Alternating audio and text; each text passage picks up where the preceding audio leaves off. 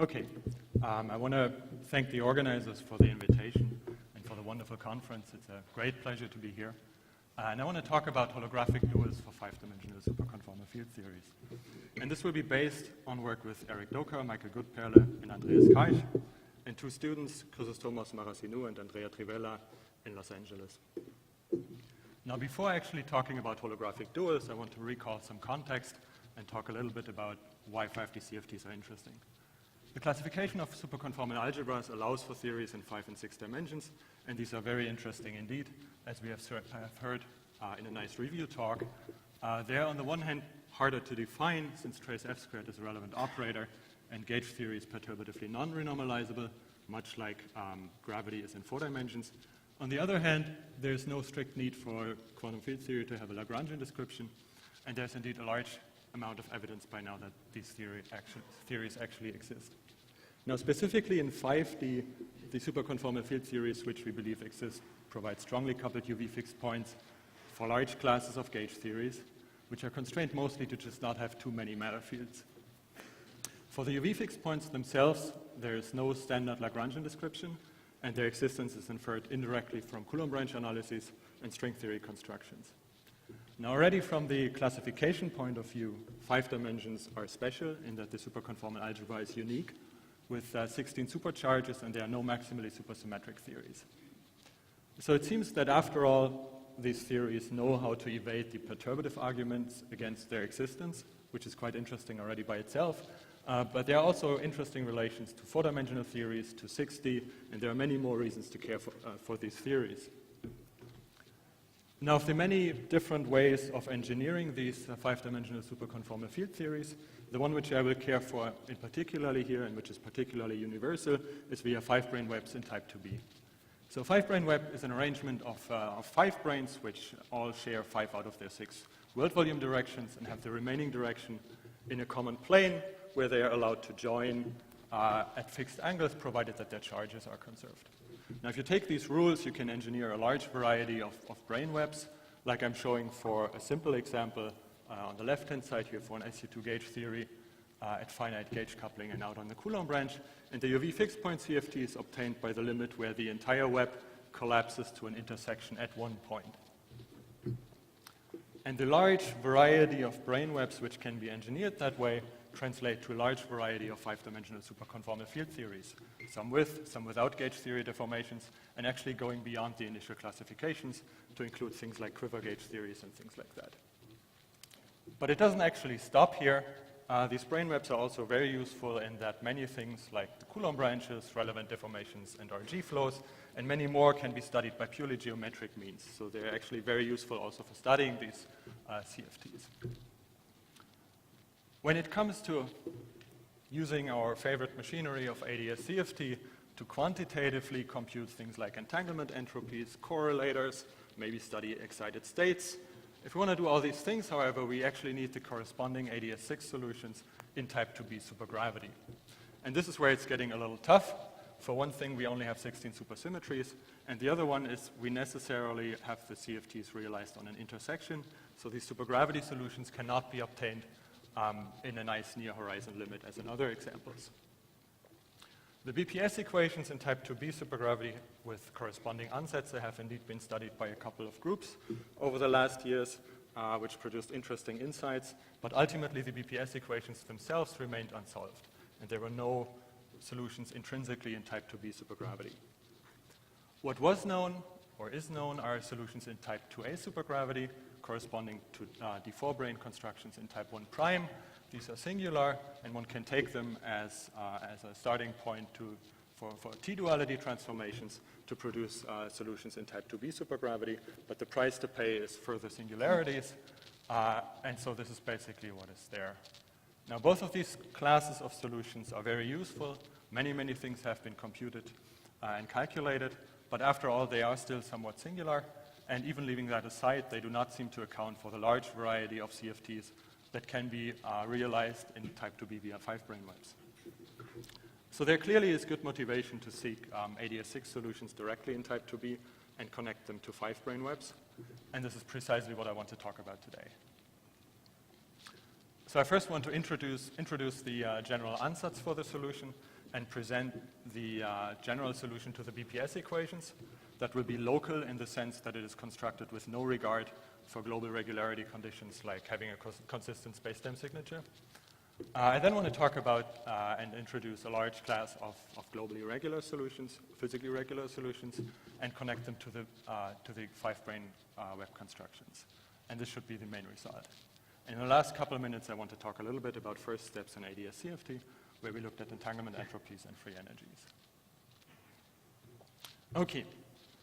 Now, the unique 5-dimensional superconformal algebra immediately tells us which symmetries we have to realize on the gravitational side, and that tells us that in addition to the ADS6, which we need for the conformal symmetry, we also need an S2 to realize the R symmetry, and that makes up for 8 out of 10 dimensions, leaving 2. So the general ansatz is taking ADS6 and S2, both fibered over a 2-dimensional Riemann surface, having a little cartoon down here, possibly with interesting topology and boundary.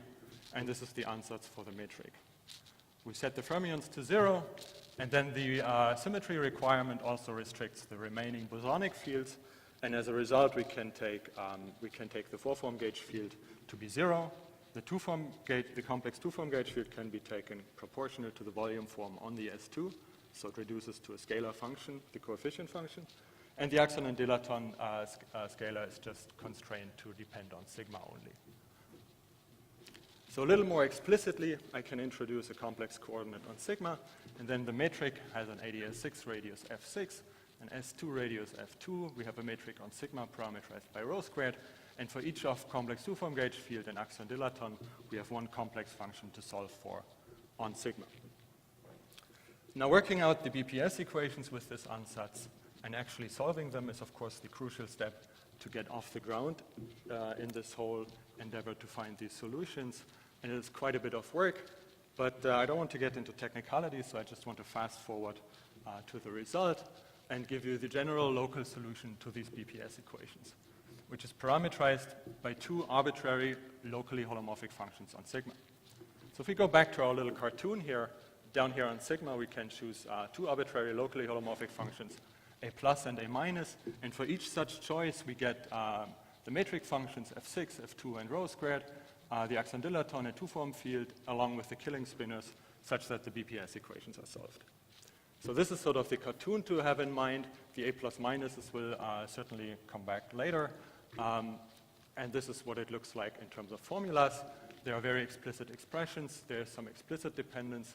And a lot of the dependence is actually encapsulated in these composite quantities, which I'm defining down here. And I want to just leave it at that and draw attention just to 2 of these composite quantities here, kappa squared and g, because they will come back in a few slides from now. Now, kappa squared has a somewhat more friendly expression, which is simple in terms of the differentials of the holomorphic functions. G is a bit more complicated due to the fact that in this curly b here, there's an additional integration hiding. So this is just to introduce these folks a little bit. And what we have then is really the general solution to the BPS equations. We recover the T-dual of the solutions in massive type 2A as a special case. They correspond to a special choice of holomorphic functions, which is a very useful consistency check, but it also highlights that generic choices of these A plus minuses will just not lead to physically regular solutions. So what we have to do in the following is narrow down this very large space of solutions parameterized by arbitrary holomorphic functions, narrow this down to those solutions which are physically regular. And that is part 2. Okay. So demanding a real geodesically complete geometry with consistent space-time signature and the axon dilaton in the upper half plane imposes constraints on the holomorphic functions, and these constraints can be formulated entirely in terms of these 2 quantities which I had introduced just 2 slides ago, kappa squared and g, and what they tell us is that both of them need to be positive at generic points on the Riemann surface. So this, for one thing, doesn't look too unfriendly given that the expressions for the supergravity fields were somewhat complicated, but it also has the interesting consequence that sigma necessarily needs to have a boundary. There is no way to satisfy these conditions otherwise, and that means we will have to deal with the boundary. And since we want to have a 10-dimensional geometry which does not have a boundary, the way to deal with it is to collapse the S2 on the boundary of sigma such that we close off spacetime smoothly. Now this translates to further conditions, and they tell us that both of these kappa squared and g need to vanish on the boundary. Now this is the complete set of regularity conditions. The ones on kappa squared are a little easier to deal with because it has the easier expression, but the ones on g are actually also not so bad. And the reason is that the conditions on kappa squared combined with the boundary condition on g actually imply that g is positive in the interior of sigma. So for g, although it has the more complicated expression, we will only have to deal with boundary conditions. Okay. What I want to do now is sort of to introduce the data characterizing the solutions. I want to give a very general idea of how we actually solve these regularity conditions. And hopefully that makes sense with the comments on the conditions on the previous slide. So step one is to just fix a topology for sigma. So far we haven't committed to anything, and that means we have to make a choice. And then it is a two-step construction. The first one is to construct general locally holomorphic A plus minus such that they produce regular kappa squared. And then the second step is to implement the additional constraints that we need for G to vanish on the boundary, and this way get regular solutions. So a little bit more pictorially, we pick some sigma with a boundary, and then the first step actually proceeds in two parts. The first part is to consider an auxiliary function, which we can solve for from an electrostatics analogy. And the result is completely characterized by an arbitrary distribution of positive unit charges inside of sigma, along with negative charges in the doubled surface. That will take care of the boundary conditions for us. And then the second step is to go back to the differentials themselves and eventually to the holomorphic functions. And in that step, we introduce additional integration constants. And then we have the freedom to add a number of poles, R1, R2, and so forth, on the boundary of sigmas, which are poles in the differentials and common to A plus and A minus. Okay, so this is the general procedure for producing regular kappa squared, and we can then go on and implement further constraints that may be required to get regular G.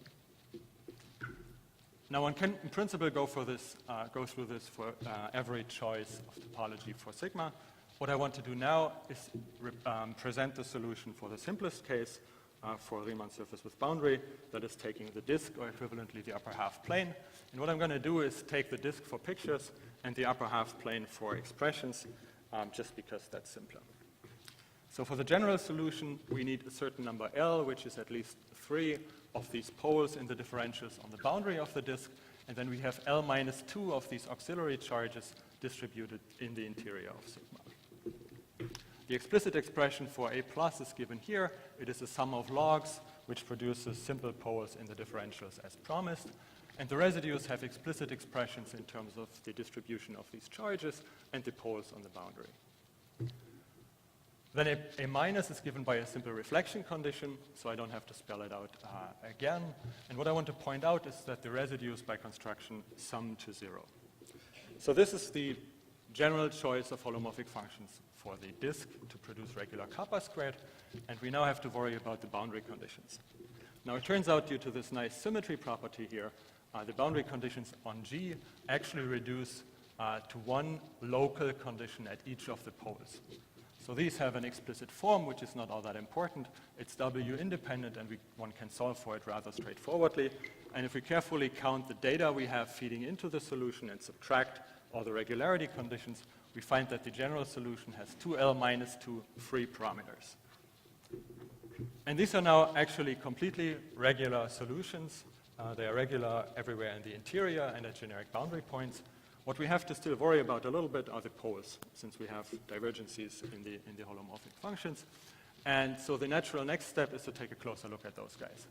It's convenient for that to introduce polar coordinates centered on the pole we are interested in on sigma. And then we have to just go through constructing the supergravity fields very explicitly. So this is the explicit expression for G. You see that there's dilogarithms hiding in here, then constructing R, and so on and so forth. All that produces expressions which are not super compact, but they are very explicit, and they simplify drastically in the expansion close to the pole. What we find then is that in the string frame metric, the radius of the ADS6 factor actually diverges, So ADS6 turns into just flat space. The polar angle on the polar part of sigma combines with the S2 to form a regular S3. And what we find, therefore, is a very simple metric close to the pole, which smells a lot like a 5-brane. And indeed, working out all the other supergravity fields as well, what we find is that the entire near-pole solution matches precisely on the flat 5-brane solution constructed many years ago, provided that we identify the residues at the poles with the PQ charges of the 5-branes. So what we have then are solutions which are regular everywhere, with isolated poles corresponding in a physically reasonable way to 5-branes. Okay. So now we have the solutions, and we can wonder what it means in terms of 5-brane webs. And since we have since we very explicitly have the 5-branes as external states, the picture which is suggested certainly is the following: we get to start with our favorite intersection of 5-branes, some number capital L of 5-branes with given charges, and we want to look at the limit where they all intersect at one point. And as we zoom in onto the intersection, then this is precisely where we would expect our supergravity solutions to sit. We would certainly expect the solution with the corresponding number of poles and the corresponding assignment of residues. And this is the picture that is suggested by the identification of the external states. Now, it turns out if we just roll with it, basically all the properties of the supergravity solutions naturally fall into place. I mentioned already that we have the external 5-branes. We also get charge conservation automatically, since the residues were summing to 0 by construction. We have precisely the same parameters in the supergravity solutions as in the brane intersections. These 2L minus 2 parameters, which I had earlier, can be taken precisely as the residues modulo charge conservation. We have the correct symmetries for the CFT on the intersection, and the fact that we needed at least 3 poles just corresponds to the fact that we need at least 3 external branes to produce a codimension 1 intersection. There's one point which I haven't mentioned, and that is if we try to make a supergravity solution with D5 or NS5 charge only, it degenerates, and that makes good sense again, since with just those branes we cannot produce a codimension 1 intersection. So generically we have D5 and NS5 charge around, and in the supergravity limit presumably both large. So all these things fall into place very nicely, and it would be quite surprising if this picture were incorrect. So what we have then are supergravity solutions for fully localized 5-brane intersections. And this picture is sort of, I would say, the main picture to have in mind from the talk. To round things off, I want to look at a very explicit example to show very explicitly that the regularity analysis and the near-pole expansions, which I had earlier, actually do what they should. So what I want to look at is an intersection with 4 external branes. I'll fix the residues accordingly, and then I can solve for all the charges in these auxiliary charges to produce the holomorphic functions, the positions of the poles, and construct the supergravity fields very explicitly. Now what I'm showing here to start with is the real and imaginary part of the two-form potential. They're both smooth and look fine. At the poles, they jump by amounts which are precisely dictated by the 5-brane charge. And you can see charge conservation in the fact that they return to their original value after crossing all poles. Axion and dilaton both vary non-trivially over the Riemann surface. The exponentiated dilaton goes to 0 at the poles, as predicted, while the axion just stays finite. And last but not least, this is the Einstein frame metric, the ADS6 radius, S2 radius, and the metric on sigma. Their behavior looks slightly different from what I had claimed for the string frame metric, of course, but be assured that the behavior shown here with F6 going to 0, F2 being 0, and rho squared blowing up is precisely the behavior required to reproduce the string frame 5-brane metric, which I had earlier. Okay, so we also have some explicit validation that all this works, and in the last minutes, I now want to take a look at first steps in ADS CFT to understand what these solutions actually mean. So the first 2 questions I would have are, is the holographic interpretation of the solutions actually consistent? Do the poles maybe screw this up? And then it would be nice to have some quantitative indications for what the dual conformal field theories are. Now, a nice quantity to look at for this is the free energy on S5, since there's actually a chance to compute this in gauge theory, or on the field theory side, I should say. And it is also nice in that we can calculate it in two very different ways. Once we have the entanglement entropy using a minimal surface, which wraps sigma, and then using the on-shell action, which is not subtle here, since we have no foreform. So we also get a nice consistency check out of this calculation. And maybe what's more important is both of these calculations are sensitive to the internal geometry, and if these poles on the boundary of sigma would actually obstruct calculations, we should see it.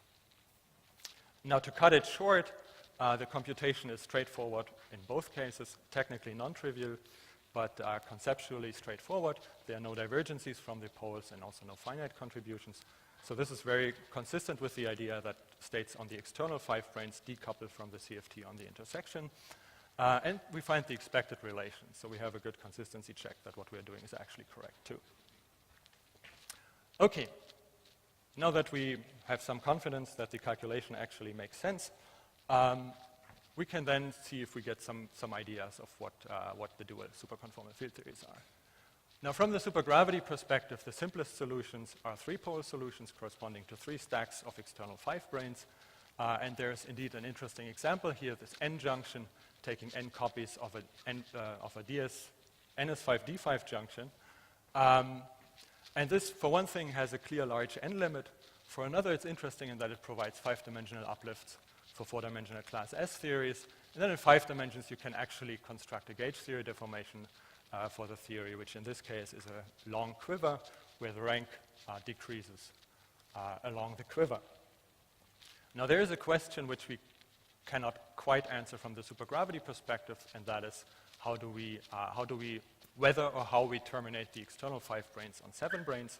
But if we leave that aside and just take the supergravity solution with the residues corresponding to these 5-brane charges here, then we find a free energy which scales like n to the 4th. So in this case, we have one large parameter, and this is the scaling we find. Now, moving on to 4-brane intersections, a nice example here is just taking a number of NS5 branes and a number of D5 branes that appeared already very early on. And the field theory interpretation is as a long quiver of length m-1 with SUN gauge group factors. And if we again take the residues corresponding to this charge assignment, we find a free energy scaling like m squared and n squared. Now, this symmetric dependence is actually required by S duality. The n squared looks straightforward coming from the gauge group factors. The m squared certainly looks a bit more puzzling from the gauge theory interpretation and would have to be some sort of strong coupling effect. Okay, so we have some first ideas, and this is where I'm going to wrap it up. We have supergravity solutions for fully localized 5-brane intersections and holographic duals for the corresponding superconformal field theories.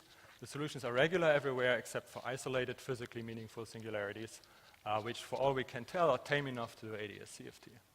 The free energy and entanglement entropy satisfy the expected relations, and we get some first quantitative indications on the dual superconformal field theories. One thing which I had no time to talk about, but which I wanted to mention, is sort of the last part of the story, and that is an extension to incorporate 7 branes into the supergravity solution. So this is very well motivated from the 5-brane perspective, from the brain web perspective. These can be enhanced greatly by adding 7 branes. And what we had recently is an extension to a disk with punctures around which the supergravity fields have non-trivial monodromy. And then we not only have the poles corresponding to external 5 branes, but also punctures in the disk corresponding to 7 branes. There certainly is a lot to do.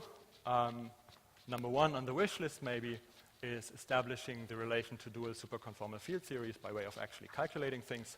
So comparing the free energy to field theory computations using supersymmetric localization to confirm or maybe refine the identification with field theories. And then there's all the usual things we like to compute in ADS-CFT, spectra, correlation functions, so on and so forth.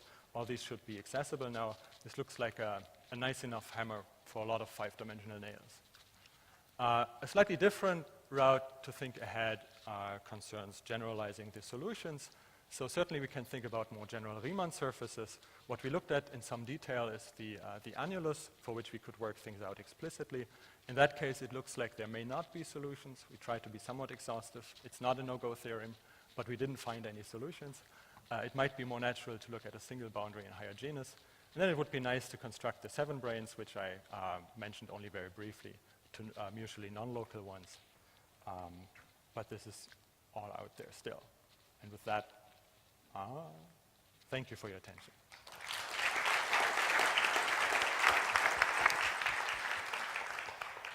Thank you very much. Questions?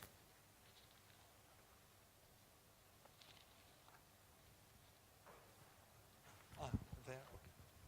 Yeah, so in this solution, sometimes it's possible to, from the same ansatz, to generate other kinds of solutions. For example, you had an S2 and an ADS6, right? So you could turn the ADS6 into an S6 and the S2 into an ADS2, for example. And then you will have to probably modify the boundary conditions on your ansatz and get some other solutions. Is that something you thought about? Or? Yeah, that sounds like that sounds very interesting. Certainly, we would have to rethink the boundary conditions on sigma to get some 10-dimensional geometry without boundary. That's something to do. A slightly different idea is to take these solutions and T-dualize back into type 2A and see what that yields. So I think there are some ways in which one can take these solutions as seed to construct further solutions. And actually, this is how the construction for the solutions with 7 branes works. This is really taking the solutions with no monodromy as a seed, and then on top of that, building the ones with 7 branes. So yeah.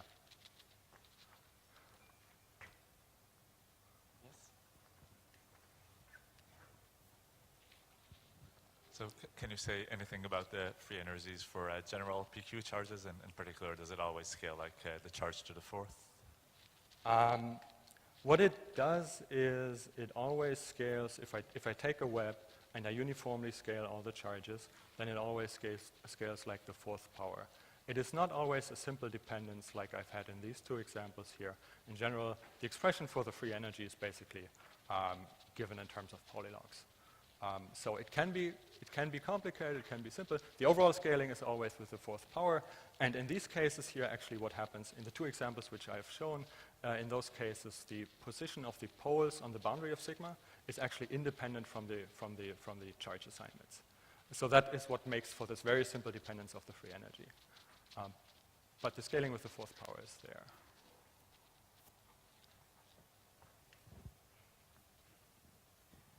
Thank you for an interesting and solid work and talk. You found the geometry which is dual to the web, and there's another geometry which is associated with the web, namely a sort of a Seiberg-Witten curve. And I was wondering whether this curve could be related in some way to this geometry. Have you thought about this? Could you say the first part again? I didn't, in the middle of the... I was wondering about the relation of this geometry with a sort of Seiberg-Witten curve which is associated with the web, or at least its compactification to 4 dimensions. There may be, yeah. Okay, if there is no further question, let's thank our speaker again.